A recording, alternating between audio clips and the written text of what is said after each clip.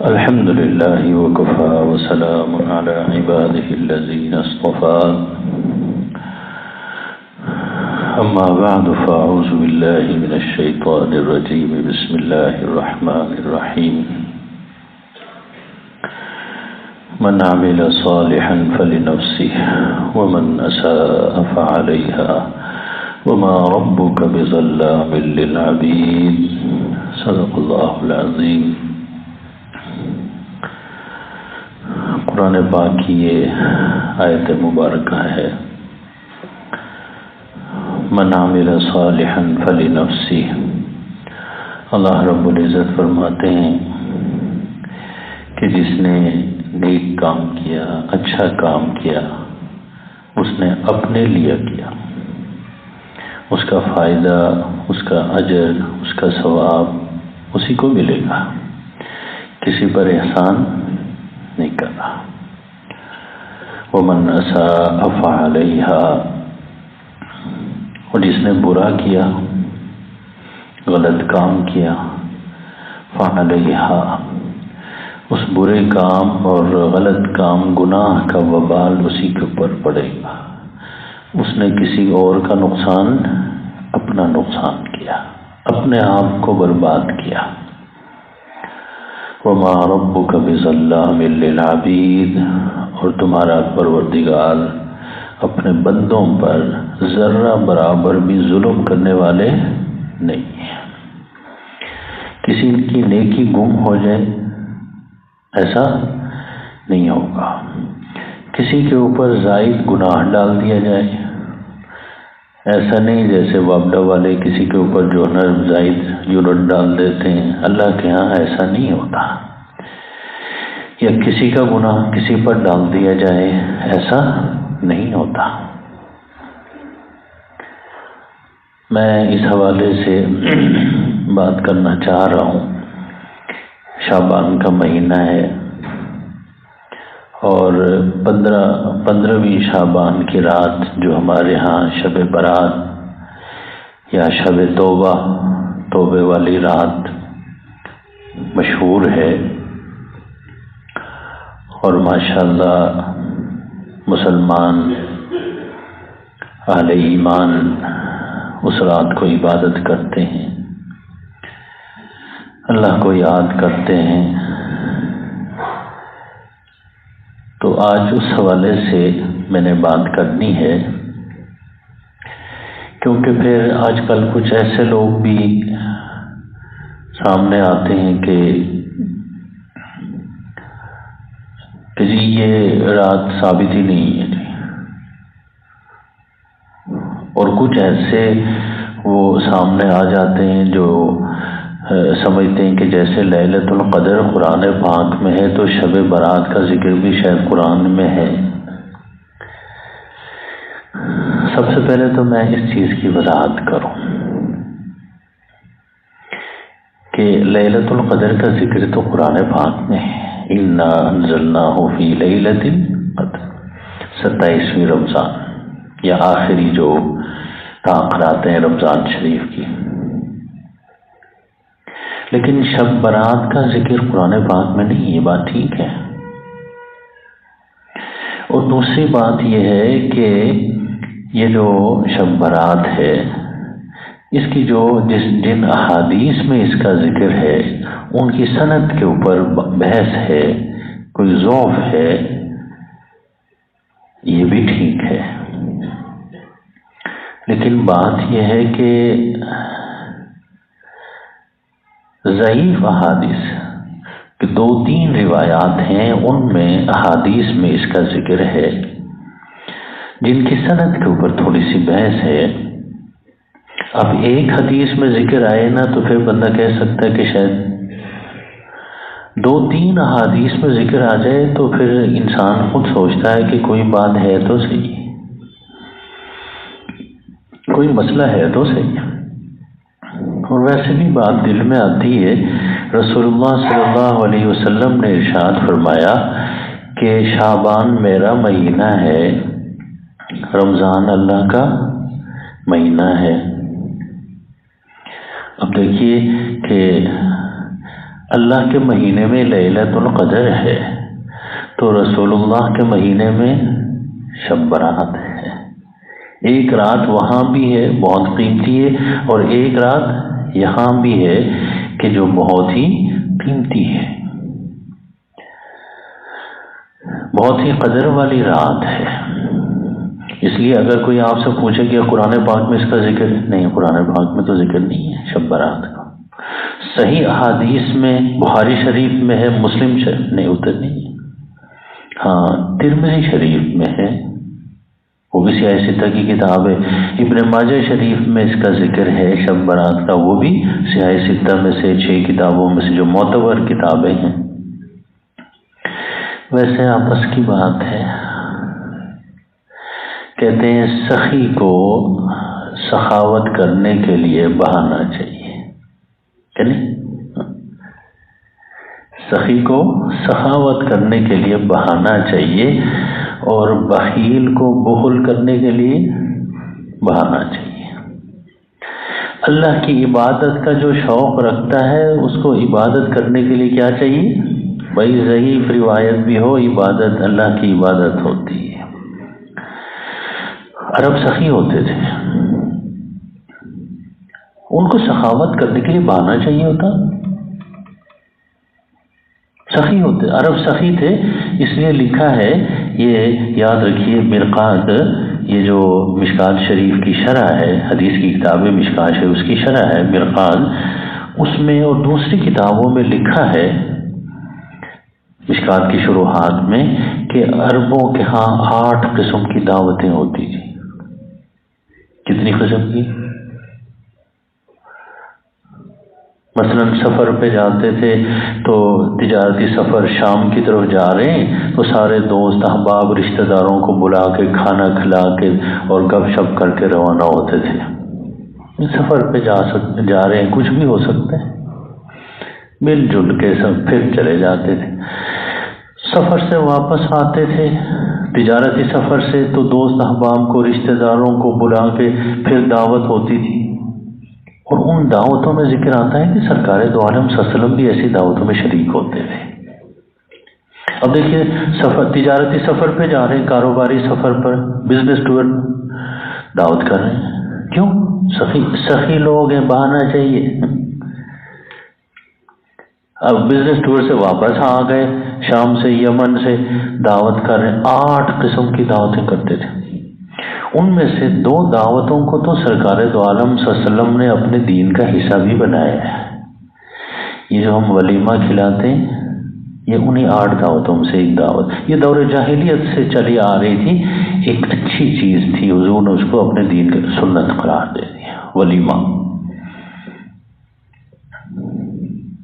شادی ولیمہ کھاتے کھلاتے، مجھے تشریح کرنے کی ضرورت تو نہیں نہ ہونی چاہیے۔ اور دوسرا عقیقہ، یہ جو بچہ پیدا ہونے کے 7ویں دن ایک بکرا یا 2 بکرے ذبح کر کے دعوت کر کے، ہاں جی، یہ بھی دور جاہلیت ہی کی چیز تھی کہ وہاں لوگ کرتے، ایک اچھی چیز تھی، حضور نے فرمایا ٹھیک ہے اس کو برقرار رکھیں۔ اس لیے کسی بھی قوم کے اندر کوئی اچھی چیز ہو تو مسلمانوں کو چاہیے کہ اسے لے لیں، کوئی منع نہیں ہے، دعوت کرتے، کیونکہ سخی کو لکھا یہ کہ یہ 8 قسم کی دعوتیں کیوں کرتے تھے؟ عرب سخی تھے، سخاوت کرنے کے لیے بہانہ، سفر پہ جا رہے ہیں جی، سفر سے واپس آ گئے جی۔ اسی طرح اللہ کی عبادت کرنے والے کے لیے تھوڑا بہت بہانہ بھی ہو تو شروع کرتے ہیں۔ عبادت منع نہیں، اس لیے ایک صاحب مجھ سے پوچھ رہے تھے کہ جی وہ شب برات والی رات کو نفل پڑھیں جی، تلاوت کریں جی، درود شریف پڑھیں جی۔ میں نے کہا بسم اللہ کریں جی، ضرور۔ کہنے لگے ایک صاحب مجھے کہہ رہے ہیں کہ جی وہ 15ویں شعبان کی رات، شب توبہ، شب برات میں یہ ثابت ہی نہیں۔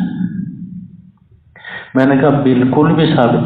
14ویں رات کو آپ مجھ سے کوئی پوچھے، 13ویں رات کو شعبان کی کہ رات کو اٹھ کے تلاوت کریں، ہاں جی، نفل پڑھیں، درود شریف پڑھیں، استغفار کریں، دعا کریں، آپ کیا بتائیں گے ان کو کہ نہ کریں؟ ضرور کریں۔ اب جب جو نا کچھ احادیث میں 2-3 احادیث میں جب اس رات کا ذکر بھی آ گیا پھر تو ماشاءاللہ میدان میں آ جاؤ، پھر تو پیچھے نہ رہیں۔ اس لیے بہت سارے لوگوں کی یہ جو سوچ ہوتی ہے کہ یہ نہ کرو، وہ نہ کرو، فلاں نہ کرو، نہیں، کچھ نہ کچھ کرتے رہو، اللہ کے سامنے سجدہ کرتے رہو، رات میں کرو، دن میں کرو، سمجھ گئے کہ نہیں؟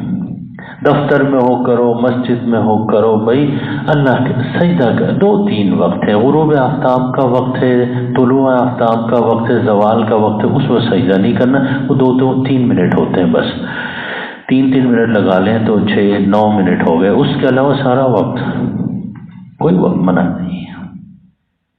اللہ تلاوت کریں، کون منع کرے گا؟ اس لیے مجھ سے پوچھتے ہیں، میں کہتا ہوں کہ ہمت کرو بھائی 15ویں شعبان کو۔ ویسے بھی شعبان کے مہینے میں حضور پاک صلی اللہ علیہ وسلم یاد رکھیے رمضان کے بعد سب سے زیادہ روزے کب رکھتے تھے؟ شعبان میں رکھتے تھے۔ معلوم ہوا کہ اس مہینے میں عبادت کا اہتمام زیادہ کرنا چاہیے، ماحول ہی ایسا ہے، اللہ کے رسول کا مہینہ ہے، عبادت کریں۔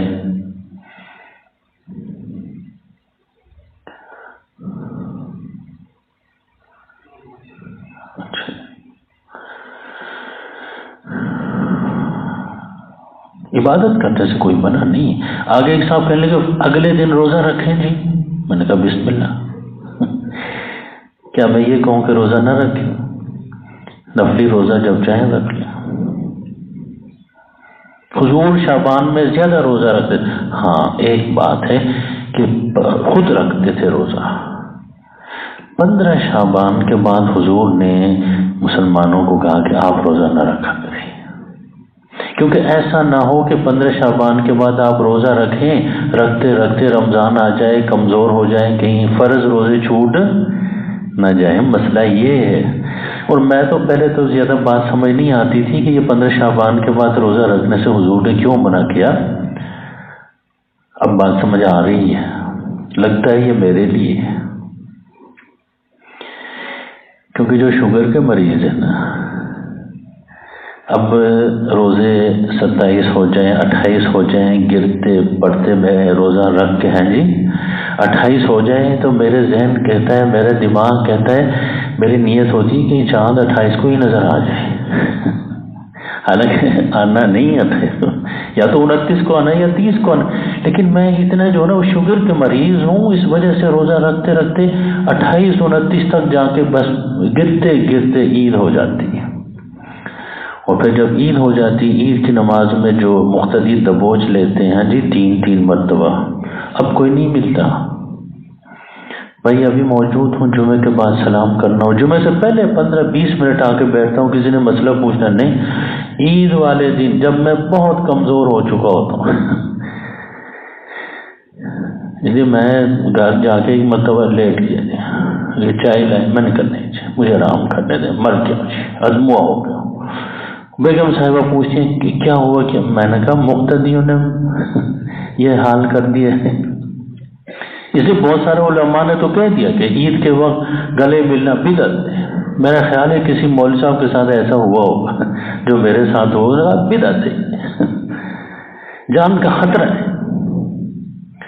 یہ مقتدی بھی پورا سال پوچھتے نہیں طبیعت کیسی ہے، خیریت ہے، عید والے دن پکڑیں گے، انتہا پسندی ہے، غلو ہے۔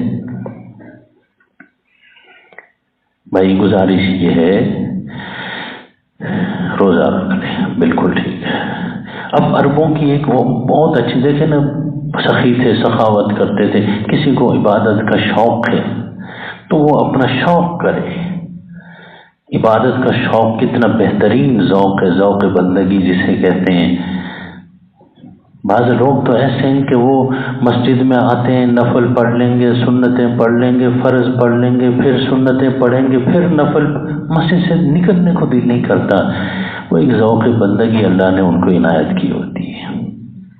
بعض تو مسجد کے دروازے سے اندر نہیں آنا چاہتے، نمازیوں کو دیکھے ان کو غصہ آتا ہے یہ صوفی کدھر جا رہے ہو؟ یہ اللہ کی طرف سے عنایت ہے کہ ایک آدمی کو اللہ مہربانی کرتے ہیں، ذوق بندگی عطا کرتے ہیں، بھائی شوق بندگی، شوق عبادت عطا کرتے ہیں۔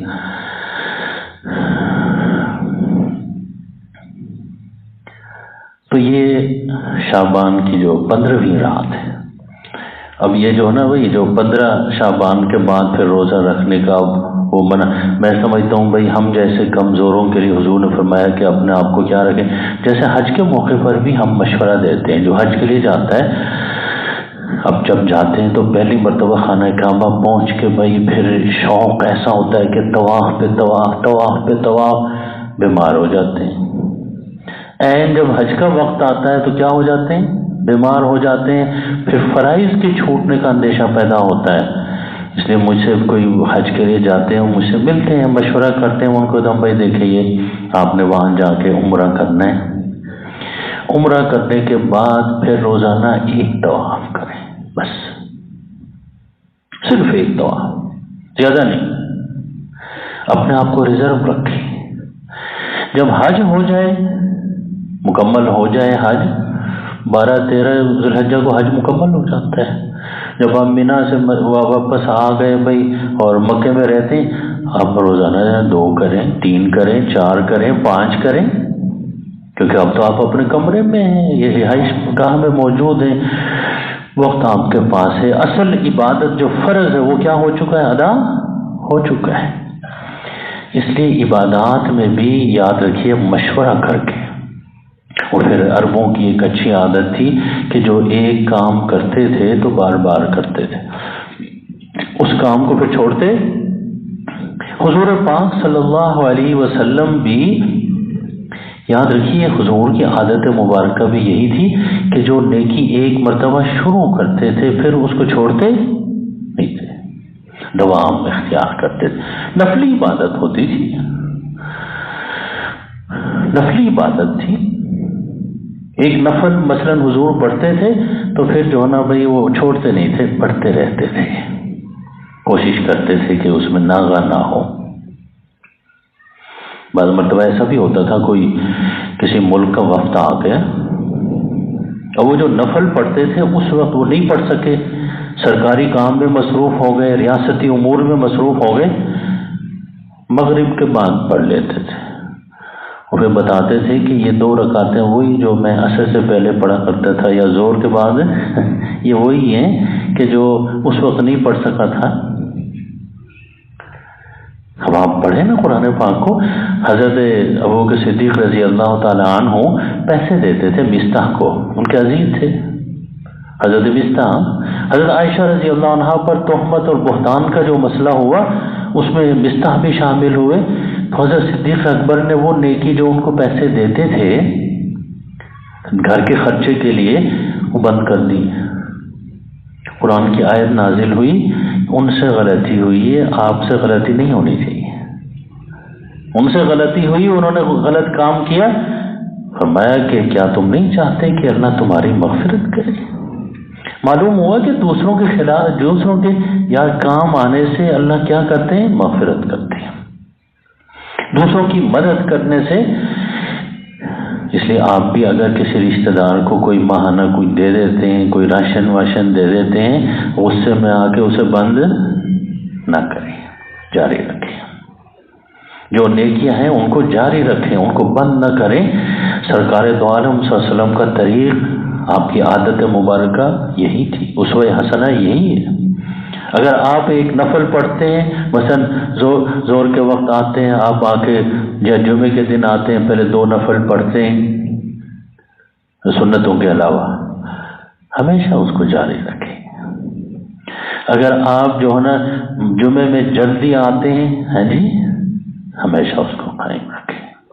اگر آپ کوئی بھی نیکی کر رہے ہیں، درس قرآن میں شریک ہو رہے ہیں، درس حدیث میں شریک ہو رہے ہیں، ہمیشہ اس کو قائم رکھیں۔ مسجد جلدی آتے ہیں، عصر کی نماز سے پہلے جلدی آتے ہیں، ہمیشہ اس کو قائم رکھیں، کیونکہ 4 نفل پڑھنا ہے جی، 4 رکعت نفل فرض سے پہلے جلدی آ جائیں تاکہ کوئی تھوڑی اور عبادت بھی ہو جائے، فرض کے علاوہ بھی اللہ کے ساتھ تعلق جڑنے کا موقع۔ بات کر رہا ہوں یہ شب برات، شب توبہ کے بارے میں۔ یاد رکھیے ابن ماجہ شریف میں، سنن ابن ماجہ سیاہ ستہ کی آخری کتاب ہے، حضرت علی ابن ابی طالب رضی اللہ تعالیٰ عنہ سے روایت ہے، کہتے ہیں کہ یہ جو 15ویں رات ہے، اور مزے کی بات ہے کہ ہمارے ہاں جو ہے نا بھائی غروب آفتاب کے بعد اگلا دن شروع ہوتا ہے۔ اسلام میں کیا ہوتا ہے؟ غروب، اور پاکستان میں اگلا دن شروع ہوتا ہے 12 بجے کے بعد رات کو۔ دیکھیں نا، پاکستان بن گیا لیکن ابھی اسلامی پاکستان نہیں بنا۔ غروب آفتاب کے بعد دن تبدیل ہونا چاہیے، اس لیے آپ جمعہ رات کس کو کہتے ہیں؟ جمعے سے مثلا یہ جو دن ہے اس کی رات گزر چکی، جمعہ رات، جمعے کی رات۔ اسلام میں رات پہلے اور دن بعد میں، مل کے 24 گھنٹے بنتے ہیں۔ اور ہمارے ہاں ایک یہ بھی ہے کہ بزرگوں کہتے ہیں نا کہ ہفتہ، 7 دنوں کے مجموعے کو ہم کیا کہتے ہیں؟ ہفتہ۔ ہفتے کا دن بھی ہے لیکن 7 دنوں کو بھی ہم کیا کہتے ہیں؟ ہفتہ۔ اسلام میں ایسا نہیں ہے، احادیث میں جمعہ اور 7 دنوں کے مجموعے کو بھی کیا کہتے ہیں؟ جمعہ کہتے ہیں۔ کیا کہتے ہیں؟ جمعہ کے 7 دنوں کے مجموعے کو ہفتہ نہیں کہتے۔ آپ کہیں گے کہ چھوٹی چھوٹی باتیں، بھائی چھوٹی چھوٹی باتوں سے مل کے پھر ایک تہذیب جنم لیتی ہے، چھوٹی چھوٹی باتوں سے مل کے ایک ثقافت وجود میں آ جاتی ہے، ایک پہچان آ جاتی ہے، ایک شناخت چیزوں کی بن جاتی ہے۔ جمعے والے دن پورے 6-7 دنوں کو بھی کیا کہتے ہیں؟ جمعہ۔ بھائی جمعہ ویسے نہیں ہے، ہم تو اس کی اہمیت کو نہیں سمجھتے۔ کہتے ہیں کہ بھائی جنت کی جو سب سے بڑی نعمت ہے وہ کیا ہے؟ اللہ رب العزت کا دیدار۔ جنتی تو ہر جنتی کو کھانے پینے کے اتنے کچھ مل جائے گا کہ کوئی تمنا نہیں رہے گی، لیکن ایک اعلیٰ جنتی، ایک جو نا درمیانہ نیچے اپ گریڈ جنت ہے جی، بڑے جنتی، کیسے فرق ہوگا؟ کہتے ہیں وہ اللہ کے دیدار سے فرق ہوگا۔ جو بڑے جنتی ان کو روزانہ اللہ کا دیدار ہوگا، جو اس سے چھوٹے ہوں گے جو نا 2 دن بعد، کسی کو 3 دن بعد، کسی کو، لیکن عموماً جو ہے نا اللہ کا دیدار جنت میں، ملا علی قاری نے لکھا جنت میں جنتیوں کو جو عموماً اللہ کا دیدار ہوگا وہ جمعے والے دن ہوگا۔ اور لکھا یہ کہ جب اللہ کی ملاقات، اللہ کا دیدار ہوگا، اللہ کے قریب کرسیاں کن کو ملیں گی؟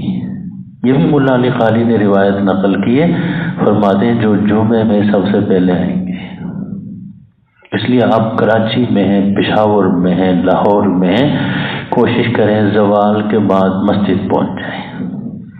اللہ کی جب مجلس محفل سجے گی اللہ رب العالمین کی، جنتیوں کو جب اپنا دیدار کرائیں گے ذرا تھوڑی آگے جگہ مل جائے۔ سب سے پہلے جگہ تو انبیاء کرام کی ہوگی، لیکن امتیوں میں تھوڑا آگے جگہ مل جائے، انسانوں میں آگے، مسلمانوں میں آگے جگہ مل جائے۔ بہرحال میں گزارش کر رہا تھا، کہتے ہیں کہ غروب آفتاب کے بعد اللہ کی طرف سے اعلان ہوگا۔ حضرت علی بن ابی طالب رضی اللہ تعالیٰ عنہ کی روایت ہے، ابن ماجہ شریف میں 3 اعلانات ہوں گے، آپ نوٹ کر لیں۔ نمبر 1، هل من مستغفر فاغفر له، کیا کوئی اپنے گناہوں سے پاک ہونے کا طلبگار ہے کہ میں اس کو اس کے گناہ بخش کے اس کو پاک کر دوں؟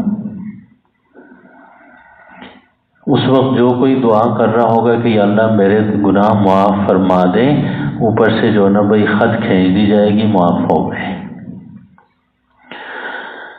دیکھیے پھر یہ غفلت والی رات تو نہ ہوئی نا، اور ادھر سے آواز آ رہی ہے کوئی ہے، ہم سب کے کتنے گناہ ہیں. من آنم کے من دانم، جو میرے گناہ وہ میں ہی جانتا ہوں، مقتدی نہیں جانتے. مقتدیوں کا میں نہیں جانتا. اللہ نے میرا بھی پردہ رکھا ہوا ہے، مقتدیوں کا بھی. یہ اس کی بڑی مہربانی، جو اس کی کرم نوازی، اس نے پردہ رکھا ہوا ہے.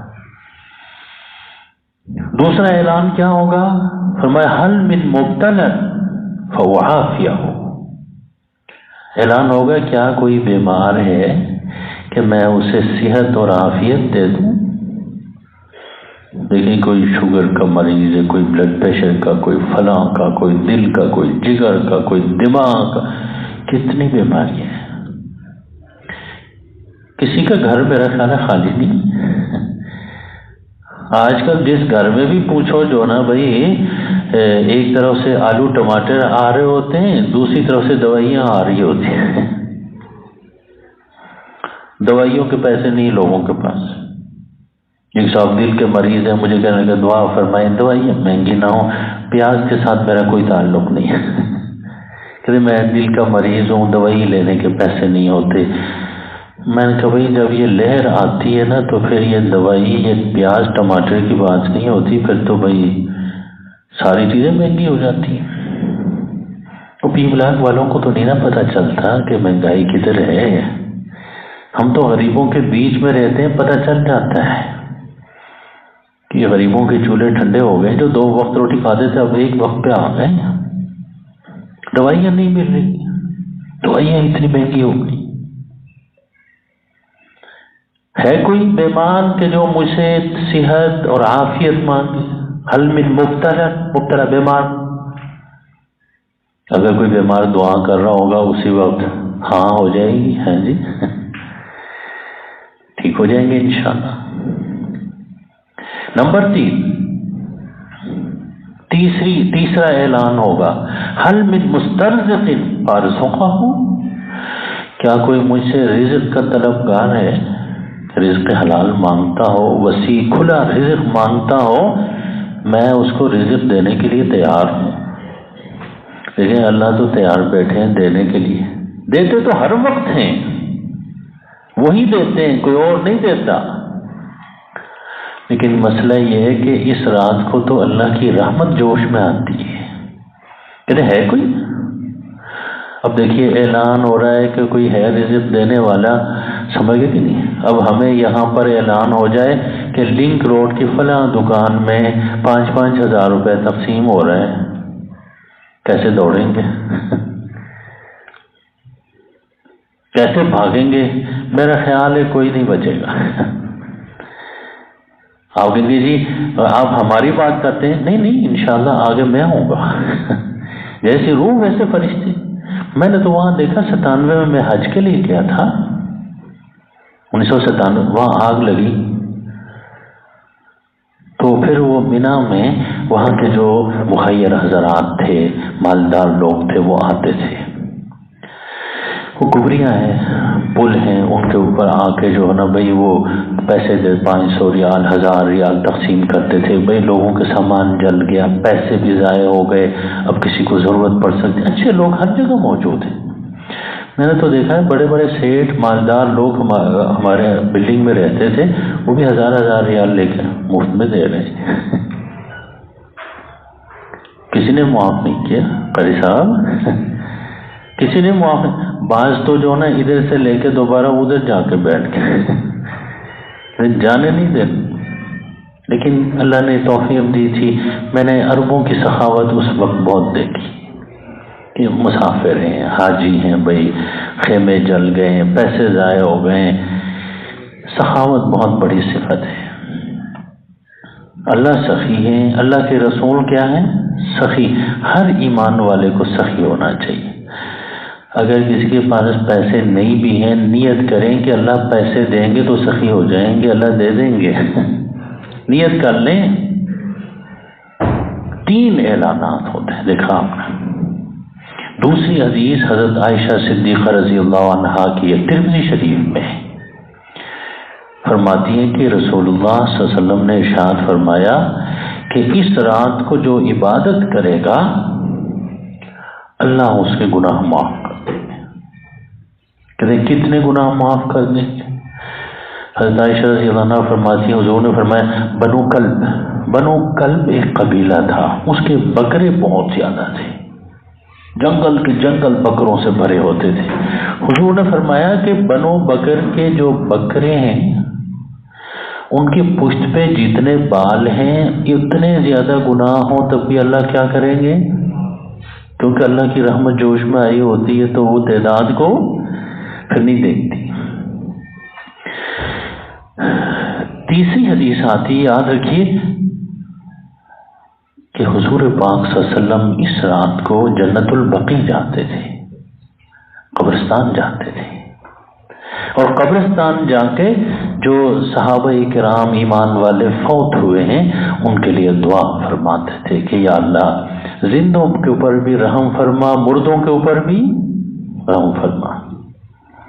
اس لیے قبرستان جانے کا بھی ذکر آتا ہے کہ اپنے جو پیارے فوت ہو چکے ہیں ان کی قبر پہ جا کے ان کے لیے دعا کی جائے، یہ بھی روایت میں ذکر آتا ہے۔